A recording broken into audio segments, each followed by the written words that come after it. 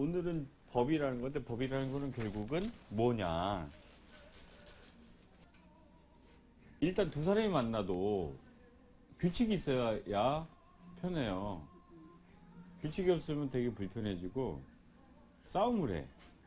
그 법이라는 건 사실은 어떤 기준을 잡아준 거거든요. 서로 감정이 생기거든. 어떤 일이 터졌을 때. 그래서 법이라는 거는 원래 분쟁을 해결해 주기도 하고 다툼이 있을 때 판단하고 결정하고 이런 거에 기준이 돼주는 것이 이제 사실 법이거든요. 근데 이게 사실은 혼자 있으면 상관없어요. 혼자 자기가 법이야. 자기가 생각한 대로 자기 멋대로 살면 되는데 이제 상대방이 생겨요. 뭐 친구가 있어, 부모가 있어, 가족이 있어. 그럼 질서가 있어야 돼. 인간은 항상 질서 속에 살아요. 동물이 아니야. 동물들도 어떻게 보면 질서가 있죠. 뭐 사자가 있으면 사자 위기 질서가 있잖아요. 그래서 동물이든 사람이든 특징이 공동체 생활을 하는데 그 공동체에는 기준과 규칙이 없으면 혼란스러워. 그래서 그거를 규칙을 만들어 가는데 그것이 이제 뭐 그 시족의 부족장이든 아니면 마을의 이장이든 이게 이제 좀 더 커지면 국가가 만들어지는데 그런 국가에도 법이 없으면 혼란스러워지는 거예요. 그래서 법을 만드는데 그건 규칙이야. 아까 뭐 우리 경원님이 말씀하셨을 때 신호등이라고? 맞아요. 근데 이제 사람과 사람 지금은 또 사람과 사람뿐만 아니라 동물, 자연 이에 관련된 법들이 다 있어요. 그리고 사람은 굉장히 추상적이거든요. 그래서 사람과 사람은 내가 아기야. 그러면 엄마한테 젖을 달라고 할 수 있는 권리가 있어 없어요? 권리가 있죠. 근데 애가 그걸 알아 몰라? 몰라. 근데 그걸 자꾸 개념화하고 추상화시키는 게 인간의 특징이야. 그래서 그것이 권리냐, 그게 의무냐, 이런 추상적인 개념을 만들어. 그게 어떻게 보면 철학적이거든요. 인간의 고유한 특징이야. 예를 들어 크로마뇽인이든 아니면 그 호모 에렉투스든 얘들도 도구를 사용하고 불도 사용했어. 근데 사피엔스한테 왜 줬냐?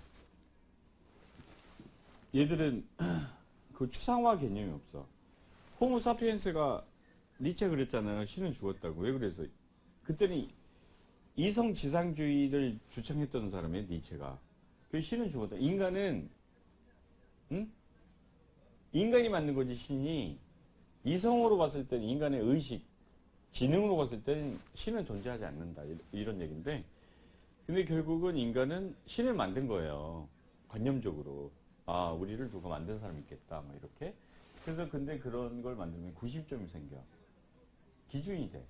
뭘 하려면 그 신이라는 존재 때문에 십계명이 있잖아. 도둑질을 하지 마라.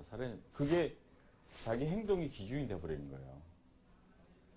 그것들이 이제 그건 종교적인 신앙적인 건데 현실 사회에서는 법이라는 규칙이 그런 것들이야. 신호등이야. 너무 건너면 안 돼. 빨간불일 때. 파란불일 때 건너.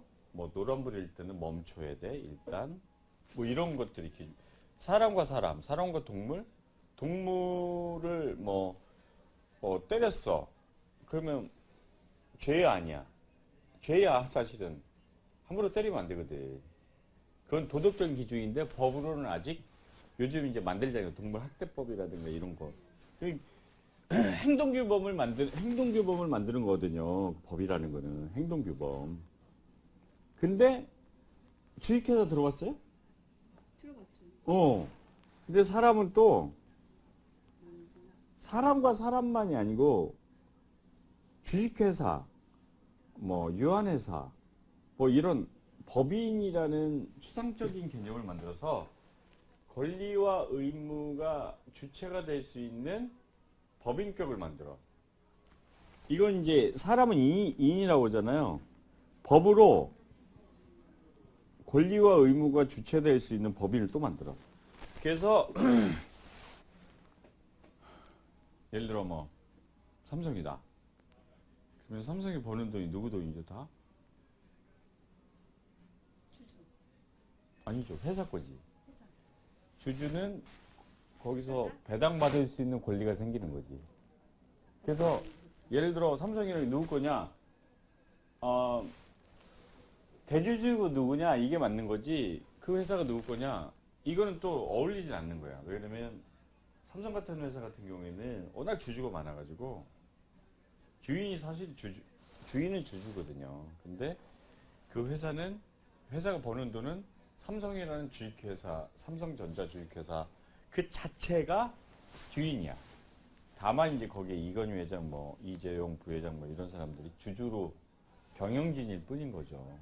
그러니까 인간은 참 신기한 게 그런 추상적인 이런 보이지 않는 개념들을 만들어 가지고 그걸 막 구성시켜.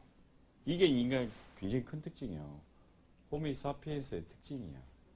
호모 에렉투스가 망한 이유가 그거야. 걔들은 무리 생활도 하고 불도 그 전기도끼도 아니 그 전기도끼래. 요즘 내가 요즘 그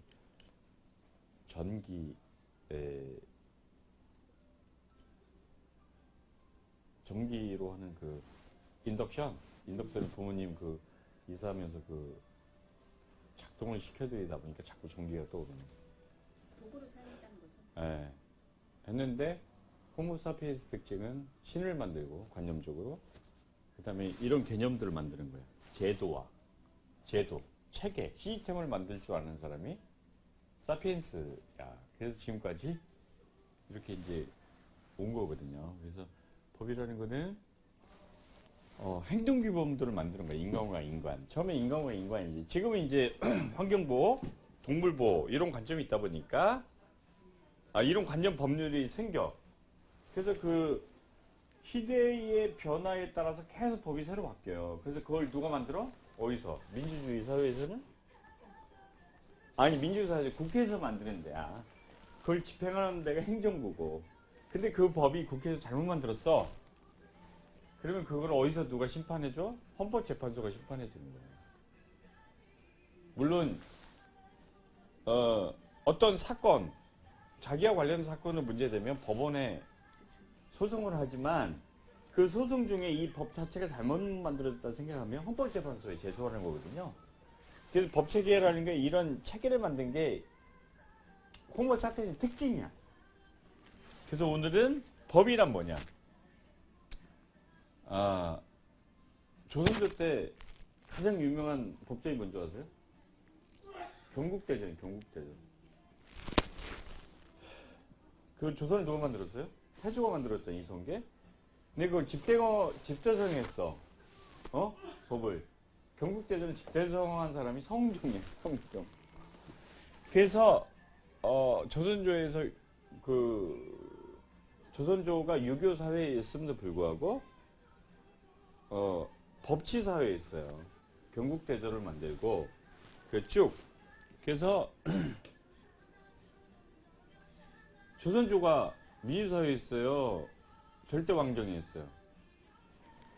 아니죠. 절대왕정은 아니죠. 절대왕정이었지. 거기도. 왕국 뒤엎었잖아. 그거는 저희 프랑스도 마찬가지죠. 프랑스도 혁명이 일어나잖아. 절대왕정. 그쪽은 의회고. 응. 우리나라는 절대왕정이에요. 거기는 아니 의회 조선조 때. 조선조? 그러니까 최고 의사결정권자가 내 말은 곧 법이다. 이런 나라가 절대왕정인데 조선조는 경국대전이라는 법률을 만들어가지고 그걸 시행했다고. 그래서 뭐 관찰사가 할 수 있는 일 이런 거 다 세부적으로 정해져 있었어요. 그래서 이미 법이라는 거는 저쪽 언제요? 중국에 춘추 전국시대 때 법가사상이라고 그때 나와요.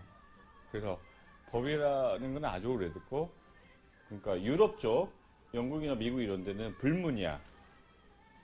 불문. 정해놓지 않았어, 문서로. 근데 유럽은 성문이라고 정해놨어. 그래서 그 문서를 보면 돼. 근데 불문은 법원에서 사례를 통한 판례들이 있어. 그것들이 기준이 되는 거야. 물론 여기도 이제 헌법이 있고 하긴 한데, 어떤 큰 특징이 있어. 그래서 법이라는 거는 우리가 이제 쉽게 생각하면 규칙이다. 오늘 그 법에 관련 이야기 여기서 마치겠습니다.